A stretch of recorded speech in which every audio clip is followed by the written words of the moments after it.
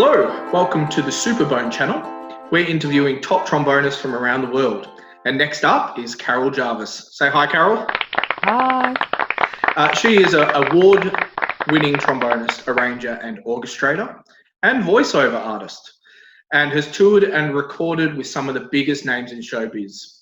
She teaches at Trinity Laban in London and Royal Northern College of Music in Manchester. I'm sure many of you know her. Carol, it's good to see you. Can you let us know, how are you coping with the isolation? You know what? I think I secretly really like it. The lack of travel is nice. Keeping your slippers on all day. Yep. I can fit so much more into a whole day. So getting my teaching done online, I don't have all the commute either side of it. Brilliant. Which is amazing, and I can carry on working here, doing all my teaching, which is amazing. I do miss the gigs, obviously. I do miss all the people and the playing with other people, because playing by yourself all the time, Yeah. there's a limit of how much of that you can cope with, really. And you've been quite busy then since this all happened. I thought I'd get to put my feet up when it all sort of started, and I thought, oh, this is going to be quite nice. It's going to be nice to sort of stop for a bit, a forced break. But it's just, I think it must have been the first week was like that, and since then it's just got busier and busier. The sort of online recording, remote recording, voiceover stuff's got really busy. Because obviously studios are closed, so people need people that have got a home studio.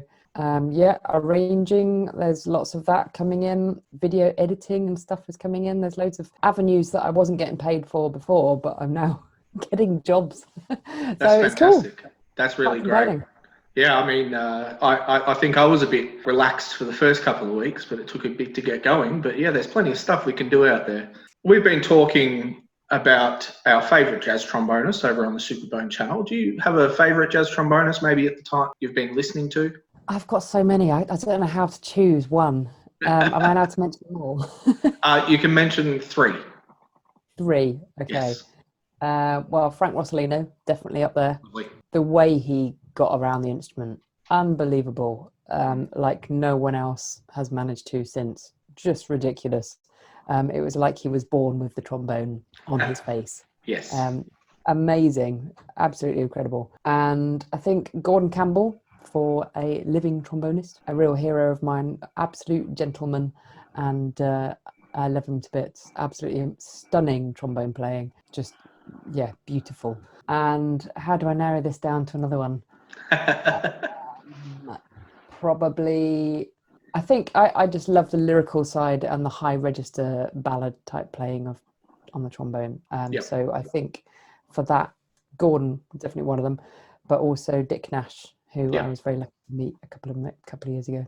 Brilliant. I've seen him a few times now, and he actually remembered me. Amazing.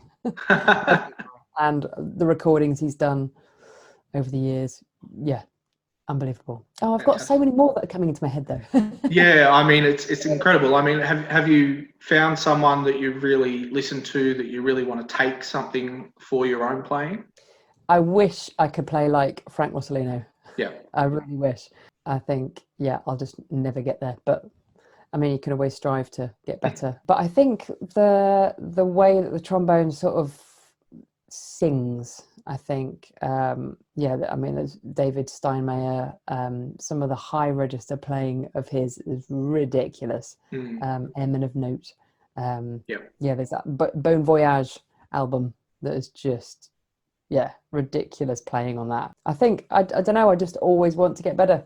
Well, let's move on a bit. Let's focus a bit on your career, Carol. Can you tell us about your first teacher or a big influence early on in your career? I had a lot of teachers when I was starting. I began being taught by cornet teachers right up until about must have been grade 8. But I think my first trombone teacher, Pat Kenny, he was gigging with the Spice Girls and Madness and quite a few groups, because he was working very closely with Mike Stevens. So I think when we were sort of going through the grade 8 repertoire, we'd always sort of finish a lesson with, let's just do a jam. He got on the piano and I was just jamming along.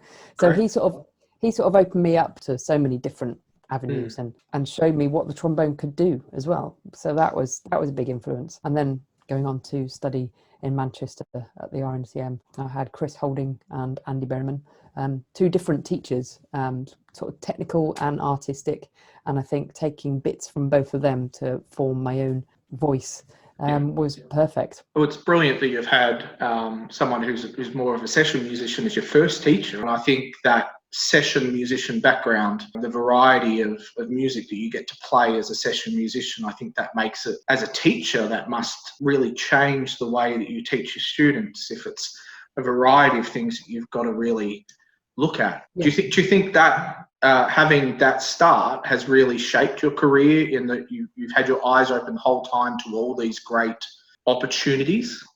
Yeah, quite possibly. I think it was a combination of being taught by him and being in the music centre at the time where there were no other trombones. So I was in everything. I was in every genre of music, every ensemble that needed trombones.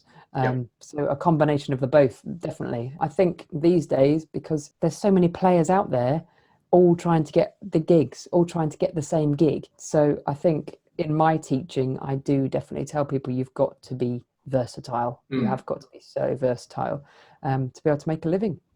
And I mean, just for me, because I've got this soundproof studio at home, there's my voiceover thing. I was like, well, what else can I do from my studio? So I started it up a few years ago. Again, it's just being versatile. And I think being a musician as well, when you get sort of a client on the line, listening to your takes and directing you and stuff, it's handy to have a sort of musician's ear to be able to slightly change your voice a little bit. So I think it goes hand in hand. So again, it's just being versatile, thinking outside the box and bringing more income in. Yeah, brilliant. What's your favourite style of music to play then? Do you have one? Is that too hard to answer? Yeah, I don't think I do. I've always said to myself, I'll wait for my career to decide which way it's going. Yeah, and how's that going? And I'm still doing everything. I did get offered an full-time orchestral position, but I turned it down. Yeah. Because I don't know, I'm my own boss, and I'm still doing everything. Touch wood. It keeps coming in. I love it. Brilliant. I just love the variety, and I think the trombone being one of the most versatile instruments there is, if not the most versatile instrument, why not? If you can do everything, do it all. Oh, that's fantastic. Do you have any funny stories from your career about a gig that maybe went wrong, a rehearsal that went wrong? I've got so many stories. I think every trombone player's got a story. I can think of one when I was a student and just sort of starting out. Freelance work was starting to come in, and you've got to say yes to everything. I remember the phone ringing at 4:30 p.m. I was in Manchester, and it was the Hallé Orchestra, and I've been working with them quite a bit over the last sort of a couple of years already. And they said, "Can you get here for a 7 o'clock concert?" And I was thinking, 4:30? Yeah. It's in Lincoln, right? Okay. And they said, it's a 3-hour drive, so get your foot down. Right, okay. I've got 2.5 hours. Okay. And at the time I had just a little old Mini, really old style Mini. And this is before sat nav and everything. So I had a paper map. I didn't even have my car with me, so I had to get a taxi home, picked up my trombone, grabbed my concert wear and a map. Put the map on the passenger seat and then set off. I was like, I don't even know where Lincoln is. Just trying to find Lincoln as I'm driving. And being a Mini, you can't fit anything in the boot. Everything's on the back seat. Yeah. And as I was sort of so it must have been about 6:30, and I was like, this is cutting it so fine. I get on the phone to them saying, look, I'm trying my best. I said, just get here as soon as you can. We'll change the order of the program. The whole orchestra are ready to change the order of the program if need be, but just get here. So, right, okay. Everyone primed for me just getting there at the last second. And I thought, I'm going to have to start getting changed. I was like, I'm going to have to start getting changed. So I thought, right, as you're driving, like at full speed, sort of juggling things. It's a bit of a Mr. Bean in his Mini, but I managed to get jeans off. I managed to get my top off. And then I didn't see a sign saying there was a toll road. So there was a toll road ahead. And I literally it was just pulling up to the toll booth going, oh my God, I need some money. It's just like, and I've got no clothes on. And I'm just fishing around to try and find some money. I get to this toll booth, winding down the window. Hi. And he's like, what? There's your money. Bye. Winding the window up, scoot off again. And I carry on getting changed, getting my clothes on while I'm driving, getting your shoes on and trousers on and stuff while you're sort of swapping feet on the pedals. I'm sure that's very illegal. But anyway, I got my clothes on just as I was getting into the outskirts of Lincoln. And I thought, Lincoln Cathedral, how am I going to find it? And I'm looking at the time and it just clicks to 7 o'clock when the concert starts.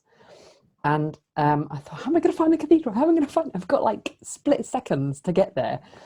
And the bells start ringing of the cathedral. I was like, wind down my window. That way. Driving that way. That way. It's like they're going to have to start after the 7 chimes. Yeah. So I was like, I've got 7 chimes to get there. And I literally skid up at the door of the cathedral. There's 2 people ready to run me in backstage. And I said, right, just park up by the conductor's car and just run. So I got out the car. As I'm getting my shoes on outside, I hear there's applause. I was like, oh my God, oh my God, oh my God. They're just starting. So people are running me and I'm getting my trombone together. And I managed to run on the stage just as the conductor has finished his bow and turning round to the orchestra. So I just managed to sit down at that moment. And he looked up to see if I was there. And he did. And he knew, and everyone knew, right? We stick to the program. So heads down. And I was like, right, what are we playing? And the first piece was Scheherazade. Oh, I've got a big solo in that. Oh my God, my heart is racing. And then I've got an actual solo to play and I didn't even know. So, but I mean, it went fine, but it was just like, and I think the lesson I learned there was you don't always say yes to every gig. Yes. Sometimes it's worth finding out a little bit about it before you say yes. That's absolutely phenomenal. 3 hours drive as well, having to get changed. 3-hour drive in 2.5 hours. It just has everything, that story. That's absolutely brilliant. I mean, they don't teach you this in music college, do they? You don't learn these things. No. Anyway, let's move on. Actually, up to our last question here. So it's been good to talk to you so far, Carol. I'm sure it's been entertaining for those listening at home. We just want to showcase what you're doing at the moment. Do you have a current project you'd like to tell us about? I've got the lists of things to do here. It's just my lists are so long. I've got some big arranging project that I've got to do at the moment. I don't know if that's been announced yet, but there's something else. There's a big trombone project coming up. Alex Iles from Los Angeles, big LA session trombonist. He's had this idea for months and months and months, before all this lockdown and virus thing started, about getting some LA session players together and London session players together to do a big trombone project. So since lockdown has happened, it's forced him to finally sort of go, right, okay, let's put this together. There's a piece being written especially for us, for individual players. So the piece is probably going to be written this month and recorded later on this month, and then a video will be coming out at some point. It should be really quite a special thing, I think. Any idea how many trombonists on the recording? Roughly, I don't know, I want to say somewhere between 24 and 30. Wow, big project. Yeah, I think it's quite a big one, yeah. Okay, fantastic. Yeah. We'll keep an eye for it when it's out then. Yeah, he's got a few ideas of composers and a few people interested, so there might be more than one, you never know. Oh, very nice, yes. Of course, we just had International Trombone Week. So, Yes. you know, it's been great to see a lot of collaboration and people have been inspired by it. I certainly have. It makes the world feel a lot smaller, doesn't it? You It can does. access everyone across the world. Brilliant. Well, thank you so much for joining us here on the Superbone channel, Carol. We will pop some links in the description of everything that Carol's doing at the moment. So if you want to check out more about Carol, please do. But for now, that's us here on the Superbone channel. Say goodbye, Carol. Thank you. Thank you for having me. Bye-bye. Thanks for watching our interview with Carol. I had a great time recording it. I hope you've learned a bit about her and had a chuckle at some of the stories that she's told. There's links for Carol in the description, and please follow her, subscribe on YouTube. She has a great channel and some fantastic videos, so go and enjoy those. We're going to be back next week with more content, so please subscribe and like our videos. If you have any suggestions on who you'd like us to interview, or even tunes that you'd like us to record, please let us know in the comments as well. Thanks again for watching, and we'll see you here again next time on the Superbone channel.